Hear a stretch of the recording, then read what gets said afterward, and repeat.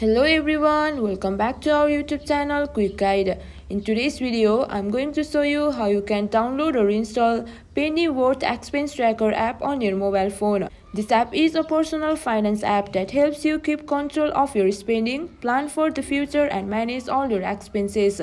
So to download it, follow some simple steps which I'm going to show you. Firstly, make sure your device is connected to stable internet.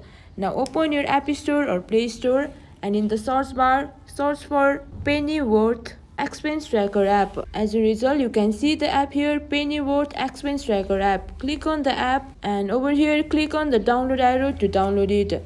It might take some time to get downloaded depending upon the internet connection.